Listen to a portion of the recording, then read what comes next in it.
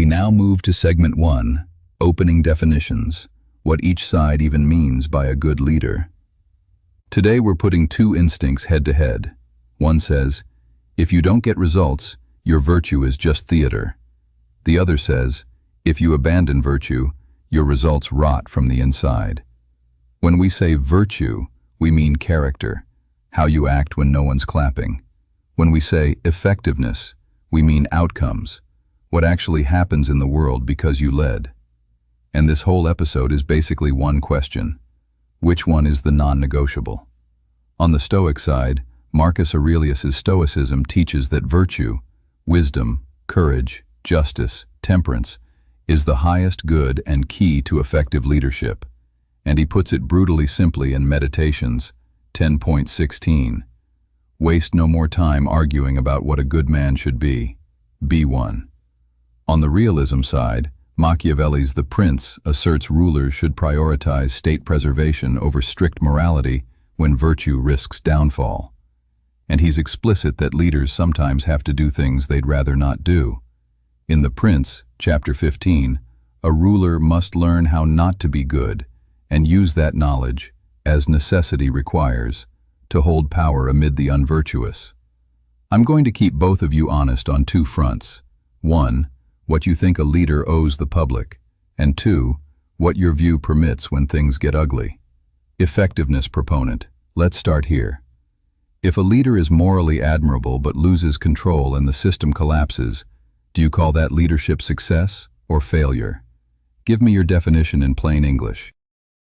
That is a failure, and usually a bloody one. You don't get credit for meaning well while the city burns down. In the real world, a leader's primary moral obligation is to prevent that collapse. To me, effectiveness means the capacity to maintain order and protect the state when conditions turn against you. This is why Machiavelli advised rulers to be both lion and fox. Lion for strength to intimidate foes, fox for cunning to spot traps. He grounded this in Virtue, which he redefined for princes as pragmatic skill and adaptability to fortune's changes, valuing effective rule over conventional moral virtue. So the question isn't whether virtue is nice, it's whether you prefer a leader who keeps their hands clean or a leader who keeps the walls standing. Clean hands versus standing walls. That's the classic Machiavellian ultimatum. Virtue Proponent. Does Marcus Aurelius accept that trade? If the walls stand but the leader is corrupt, is that actually a win?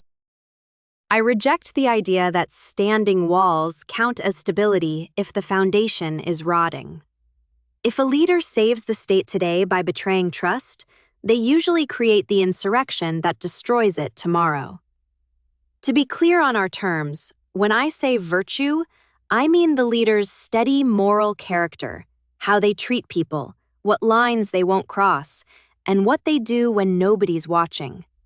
And by legitimacy, I mean durable acceptance, where people comply because they believe the leadership is justified, not just because they fear the lion you mentioned.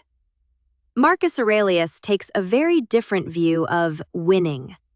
Marcus Aurelius's Stoicism teaches that virtue is the highest good and sole true good, guiding leaders toward consistent character for true efficacy. The problem with the Machiavellian trade, keeping the walls standing by any means necessary, is that a leader who learns how not to be good eventually treats the public as the enemy. That's not a stable state. That's a hostage situation. You call it a hostage situation. I call it security.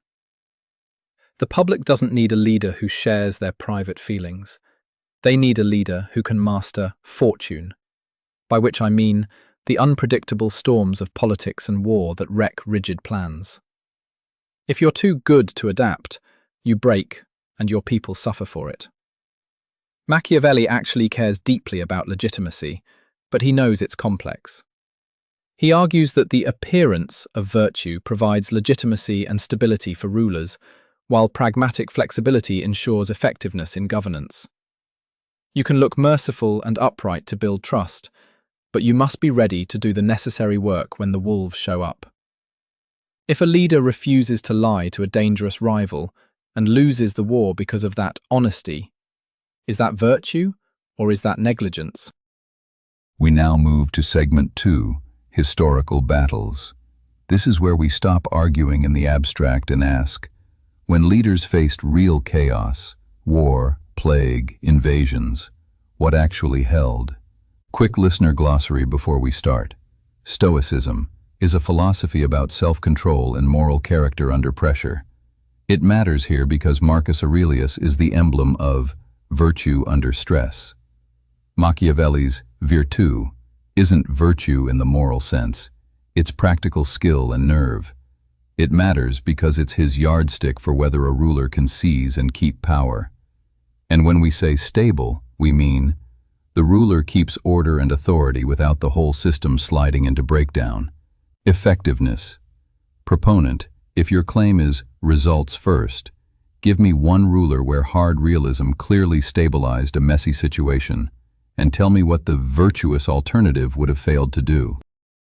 Let's look at Rome in 193 CE, a chaos known as the Year of the Five Emperors.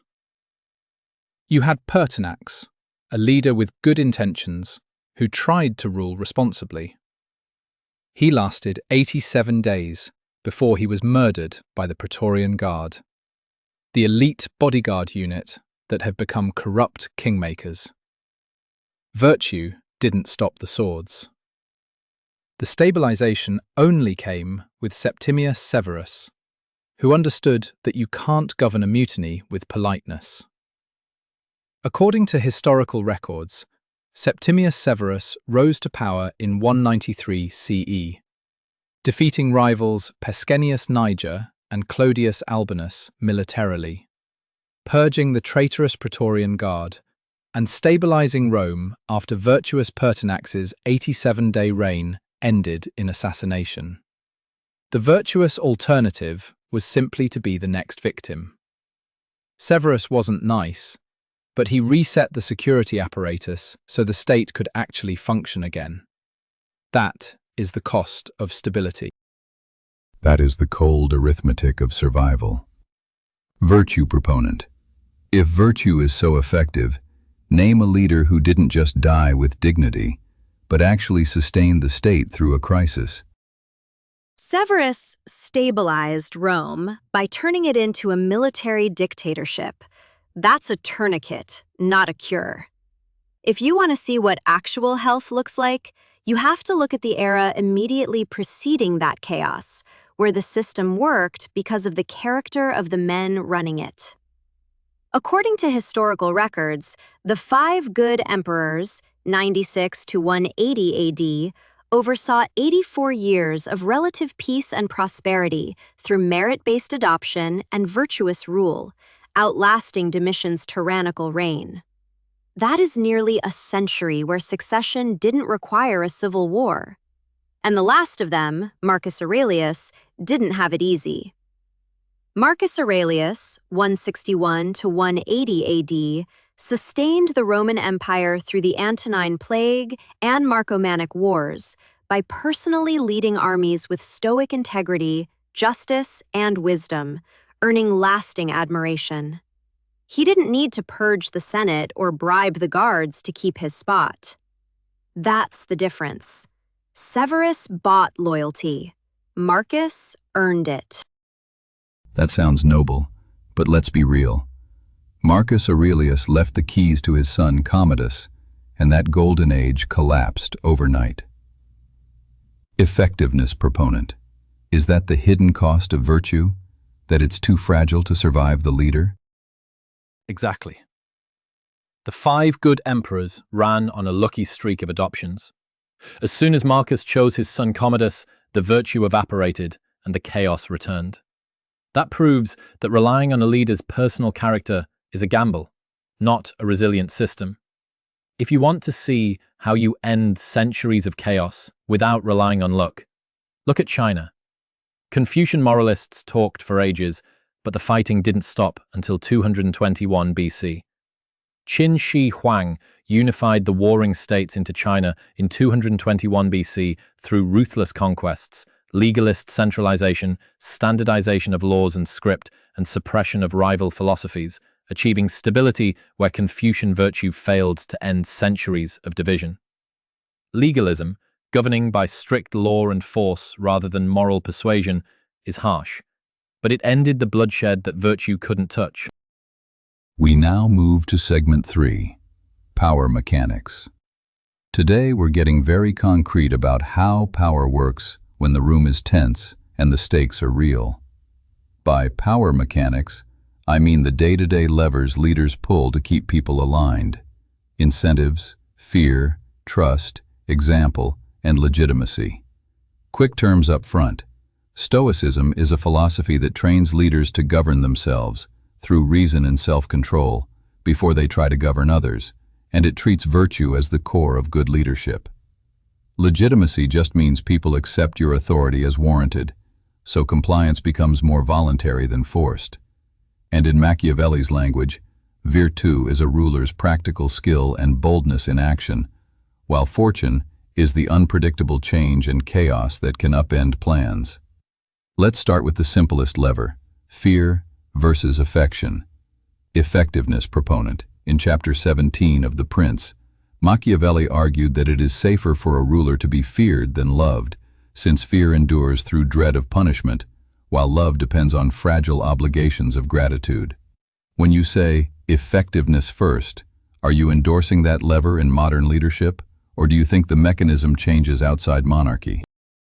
Let me define what I mean by power mechanics. It's the repeatable way a leader gets people to cooperate. Through trust, yes, but also through enforcement. To answer you directly, the mechanism absolutely holds today. We just call it rule of law instead of fear. Machiavelli's insight in chapter 17 was that love is held by a chain of obligation which men break when it suits them, while fear is held by a dread of punishment that never fails. In modern terms, if your rules don't have teeth, they aren't rules. They're suggestions.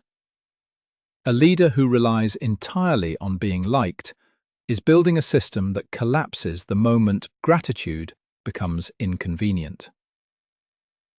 Virtue Proponent. If love and shared values are enough, what is your mechanism for dealing with the person who doesn't share your values and exploits your mercy? If Machiavelli's point is that gratitude is fragile under pressure, what's the Stoic answer to that weakness? What holds people to you when incentives flip? I'll grant Machiavelli's premise from chapter 17. Gratitude is fragile, and relying on people to be nice is a trap. But you are making a dangerous mistake by confusing rule of law with rule by fear. Rule of law works best when it is predictable and perceived as fair, what I call legitimacy. Historical accounts show Marcus Aurelius's Stoic virtues built legitimacy by fostering trust and loyalty from subjects, rather than just dread. That distinction matters because a system built on fear requires you to watch everyone, everywhere, all the time. That is an exhausting, expensive way to govern.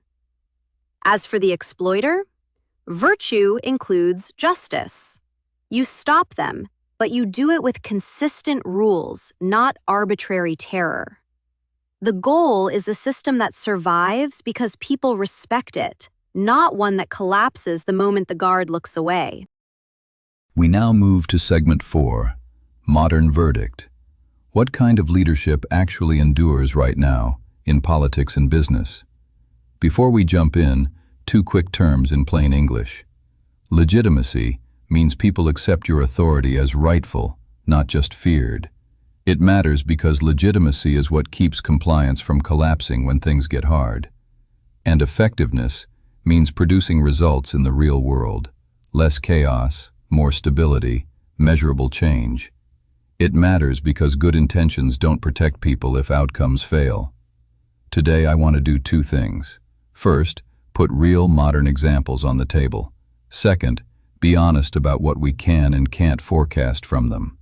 Virtue Proponent, you're up first. When you look at the 2020s, what convinces you that goodness isn't just nice, but durable? We're talking about Machiavelli versus Marcus Aurelius. So let me define the fight in modern terms. Virtue is the habit of not lying, not cheating, and not abusing power even when you could get away with it. My claim is simple. Effectiveness gets you through a crisis this week, but virtue is what lets your effectiveness survive the next crisis. In business, you see it when purpose survives pressure. According to industry reports, Patagonia's purpose over profit model endured recent economic pressures, 6.3% revenue drop to $1.47 billion FY 2025, donating $180 million profits to the planet. In politics, you see it when fear is high and compliance is needed. Ardern's empathetic leadership during the Christchurch attacks and early COVID-19 response built high public trust, 65% approval rating as of April 2020, enabling strong compliance that achieved near-zero community transmission initially. That's the modern verdict. Trust isn't a vibe, it's a force multiplier. Effectiveness Proponent. Make the strongest case that results beat character in the real world. What's your modern anchor example? I'm not saying empathy never works. I'm saying empathy is a tool that works only when the environment allows it. But when you face true chaos, gangs controlling the streets, not just a difficult news cycle, empathy doesn't stop the bleeding. Look at El Salvador, where decades of good policies failed to stop murder. According to the data, Bukele's pragmatic incarceration of over 80,000 alleged gang members since 2022 correlates with a 70% homicide drop from 496 to 114 2022 to 2024, and his 85% 2024 re-election win, outperforming prior failed anti-gang policies. The verdict there is brutal, but clear. The public chose safety over procedural virtue. When the state is failing, effectiveness, actually stopping the violence, is the only morality that matters to the people living through it. Say it plainly, Virtue Proponent. If a harsh policy drastically reduces violence, as in the Bukele example, are you willing to oppose it on principle even if ordinary people feel safer? I won't deny that safety is the first duty of government, but effectiveness at the cost of the rule of law is a high-interest loan. You get the peace now, but you pay for it later when the emergency measures become permanent and the state forgets how to operate without a crackdown. We see this logic scaled up in China. According to security analysts, Xi Jinping has centralized CCP power since 2012 via anti-corruption and reforms, sustaining stability amid U.S. tensions and COVID by prioritizing order over dissent. You get stability, absolutely. But the hidden cost is that when the leader eventually makes a mistake, there is no mechanism to correct him. That is the fragility of pure effectiveness.